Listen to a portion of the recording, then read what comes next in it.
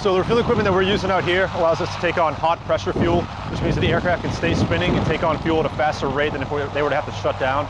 So what that allows is a shorter turnaround time in between times on station to get the aircraft back out to support the ground guys in a much faster manner. So there's a lot of training going on during the week that we're out here at Shima for pilot progression, crew chief progression, as well as JTAC training for 3rd Recon going out there. We also have different units from MWSS, the 53 Squadron, as well as jet squadrons coming down. Each unit's getting good training out here to practice being in an expeditionary mindset. So again, being out here at Shima for the week is the expeditionary mindset and proof of concept with the AH-1 Zulu being out here for the first time in PACOM to operate in an expeditionary field away from home base to do FARP operations, which allow us to go forward of friendly units and support guys on the ground in a much faster manner, so we don't have to go all the way back to our home base to rearm, refuel, and then go back out there. So that shortens the distance that we're able to travel and then provides a longer time on station. We're doing about a 1 + 3 0, so an hour-and-a-half time on station, vice closer to an hour if we would have to go back to home field, shut down, get gas. So we're able to do more training for the pilots, for the crew chiefs, for the maintainers, for the ordnancemen, for MWSS, which are the fuelies out here. So a lot of training going on out here.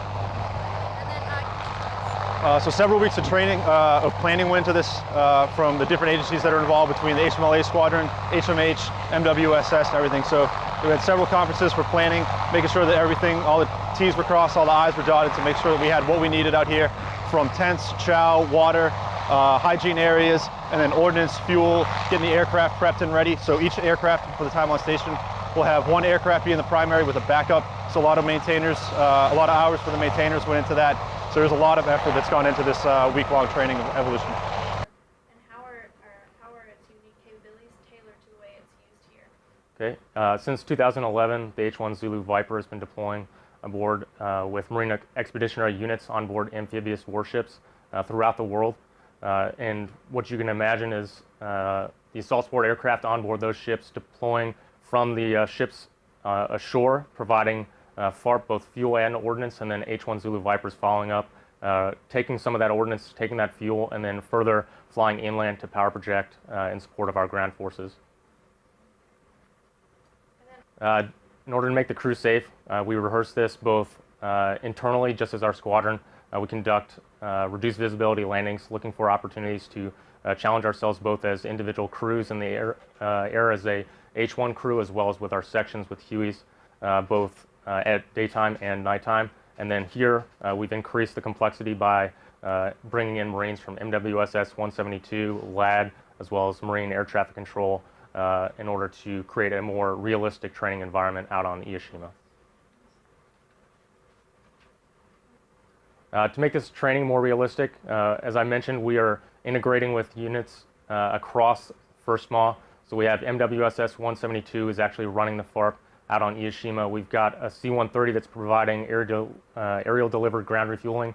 At one point, we have fuel coming in from CH-53s, and then our ordnance and our personnel were loaded in MV-22. So what that's showcasing is basically the integration of the MAW, and all this is in support of 3rd Reconnaissance and the TACP from both 4th Marines as well as 12th Marines here on Okinawa. So by increasing the complexity, increasing the number of units that are integrating into this particular training exercise, we're increasing the realism. We're integrating our junior co-pilots, and our crew chiefs are having to talk to people that normally the instructor pilots would have to simulate over the radio. And then just our last question, is there anything else? Okay. A FARP is a forward arming and refueling point. It is a site where we can go and get fuel and ordnance, generally positioned forward of our primary operating base and then short of the friendly lines. What it does is it gives us more time on station, more support for the ground force commander. So in this case, we're going to be operating approximately 40 nautical miles from 3rd Marines, 3rd Reconnaissance Battalion. So we'll go out to the FARP, we'll get gas and ordnance, and then we'll go support the ground force for approximately an hour-and-a-half, and then transit back to the FARP. And in real life, what this would do, this would give us more time on station, more ordnance in support of the unit's mission out on the objective area.